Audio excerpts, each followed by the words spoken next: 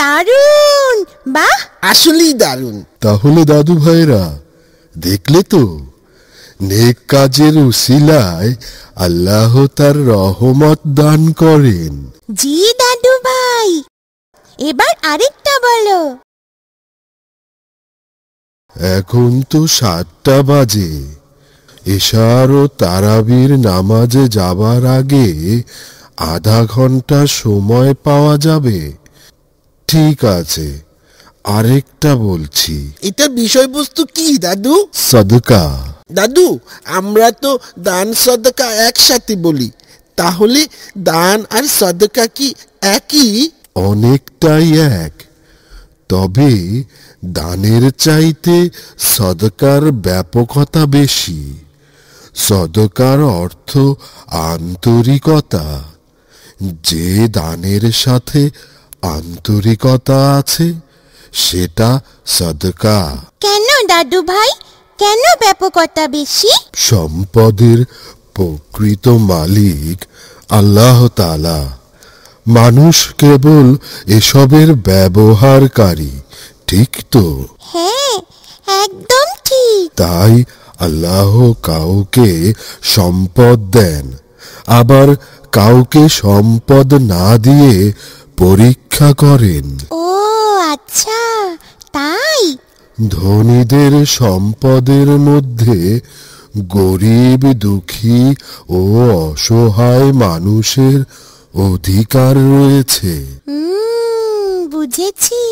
তাই আল্লাহর সম্পদ দান সদকা করার মাধ্যমে অন্যের মাঝে যখন বন্টন হয়, আল্লাহ তখন খুব খুশি হন, সন্তুষ্ট হন। তাই তো, যার বেশি আছে সে যার নেই তাকে একটু দেবে, কি তাই তো দাদু ভাই?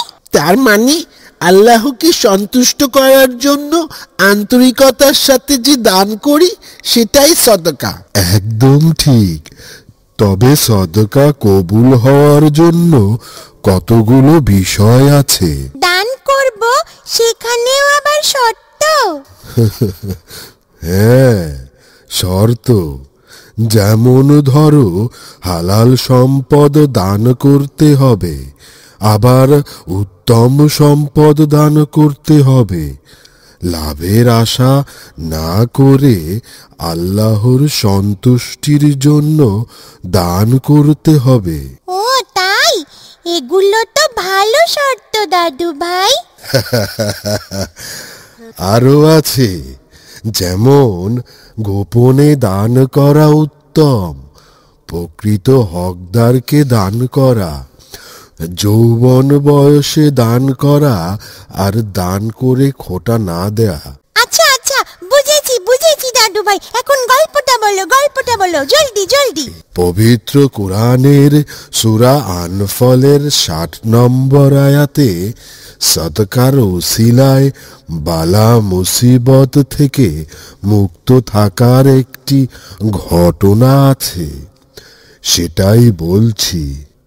এটা হযরত সুলাইমান আলাইহিস সালামের যুগের একটি ঘটনা।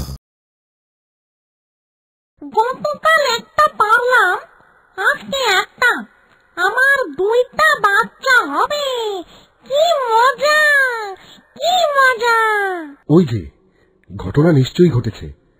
পাখিটা বোধহয় আবার ডিম দিয়েছে।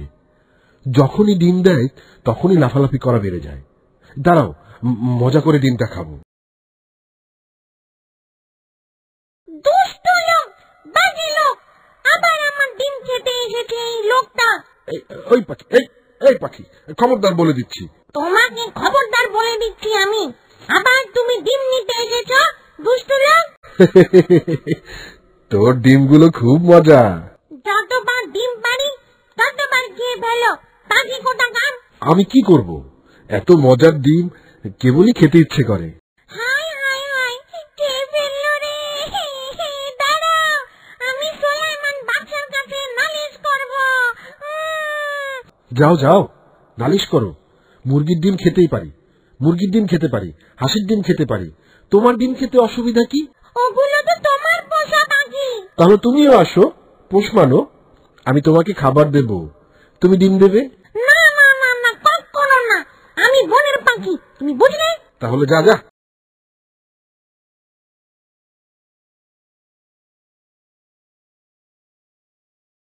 মন্ত্রী, এবার কার ফরিয়াদ? টুনটুনি পাখির জাহাপানা। টুনটুনির আবার কি সমস্যা? আচ্ছা, ওকে ডাকো। টুনটুনি হাজির।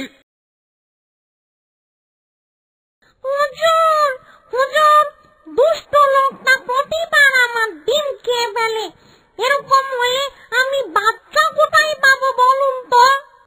না না না না, এ তো বড়ই অন্যায়। এই জিন, হুকুম করুন জাহাপানা। যাও, লোকটাকে ধরে নিয়ে আসো। হুজুর, এই যাবো আর এই আসবো।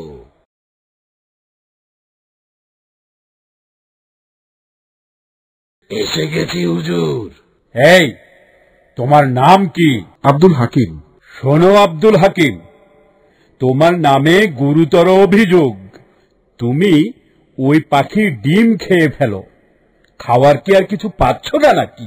গোস্তাখি মাফ করুন হুজুর, ডিমগুলো খুব মজা, তাই খাই। ডিম খেয়ে ফেললে ও বাচ্চা ফুটাবে কিভাবে? জাহাপানা, ছোট একটা পাখি, বাচ্চা ফুটাবার দরকার কি? ওরে আহাম্মক, ছোট হোক বড় হোক, আল্লাহ সব প্রাণীকে সৃষ্টি করেছেন, বংশবৃদ্ধি করার তরিকা দিয়েছেন। তুমি সেটা নষ্ট করছো। হুজুর, আবার যদি সে ডিম খেতে আসে তাহলে তাকে কঠিন শাস্তি দেবেন। গাছ থেকে ফেলে দিয়ে হাড্ডি গুড্ডি ভেঙে দেবেন, যেন আর কোনোভাবেই গাছে উঠতে না পারে। ঠিক আছে, ঠিক আছে। এই যে হাকিম, শুধু নামে হাকিম হলে হবে না, কাজেও হাকিম হতে হবে, বুঝলে? খবরদার, আর পাখির ডিম খাবে না। পরে যদি ডিম খেতে আসে তাহলে গাছে চড়বার সময় আপনার ডিমকে দিয়ে নিচে ফেলে দেবেন, ঠিক আছে জাহাপনা? আচ্ছা, তাই করব। এই যে হাকিম, মনে থাকে যেন। জি হুজুর, অবশ্যই মনে থাকবে। এই পাখি, শোনো, তোমার ডিম নিতে আসলে অমনি জিন বলে ডাক দিবে। জিন সাথে সাথে সেখানে হাজির হয়ে যাবে। জি জাহাপনা, আল্লাহ সুলাইমান বাদশার ভালো করুন।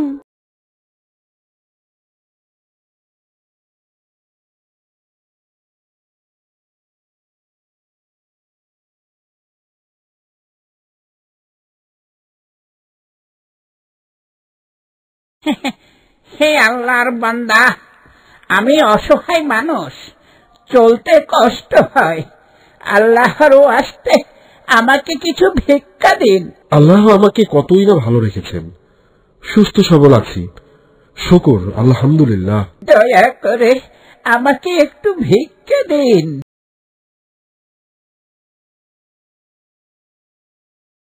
এই নিন, আল্লাহ আপনাকে ভালো রাখুন, আমিন। আল্লাহ আপনাকেও ভালো রাখুন, আমিন।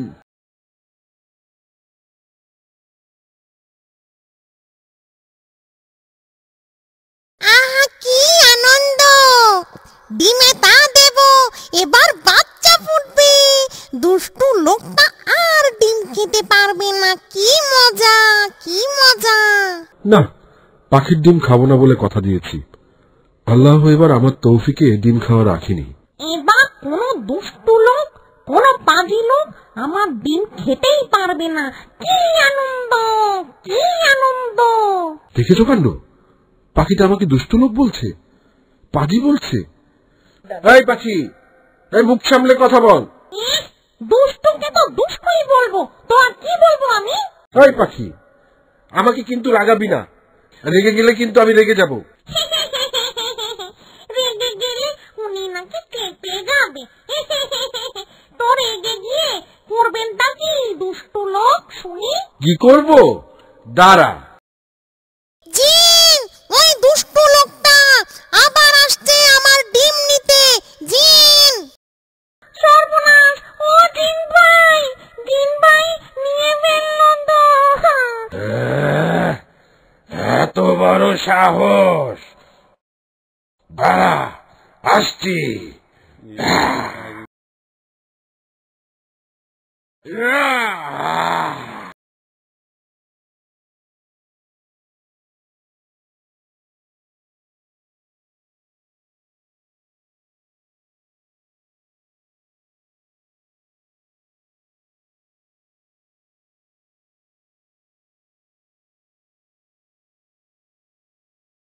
দুষ্ট লোকটা আবার আমার ডিম খেয়ে ফেলেছে, যাবো না।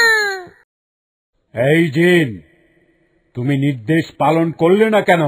গোস্তাকি মাফ করুন হুজুর, আমি আপনার নির্দেশ পালন করার জন্য প্রস্তুত ছিলাম। এমন সময় পূর্ব ও পশ্চিম থেকে দুজন ফেরেশতা এসে আমাকে আটকে রাখলো। বলো কি? এর কারণ কি? আমি দেখলাম লোকটি গাছে ওঠার আগে জনৈক বিকলাঙ্গ ভিক্ষুককে এক থালা খাবার দান করল। সম্ভবত এর বরকতে আল্লাহ পাক তাকে আসন্ন বিপদ থেকে উদ্ধার করেছেন। সদকা বালা মুসিবত থেকে দূর করে, এ কারণেই সে তখন মহা বিপদ থেকে বেঁচে গেছে। কি দাদু ভাইরা, কেমন লাগলো? খুব মজা লেগেছে দাদু ভাই। তোহা দাদু ভাই, তুমি কি বুঝলে? পাখির ডিম খেয়ে লোকটা গুনাহ করেছে, আল্লাহ তার উপর রেগে যান, গাছ থেকে ফেলে দেওয়ার আদেশ জারি করান। তাই তো। আবার অসহায় মানুষকে বিনা শর্তে সদকা দেয়, ফলে রাব্বুল আলামিনের রাগ থেমে যায়, তখন বিপদ আপদ দূর হয়। দাদু ভাই 7:30 বাজে, এখন তো মসজিদে যাবে। বাকি গল্প নামাজ থেকে ফিরে এসে বলতে হবে কিন্তু। ইনশাআল্লাহ।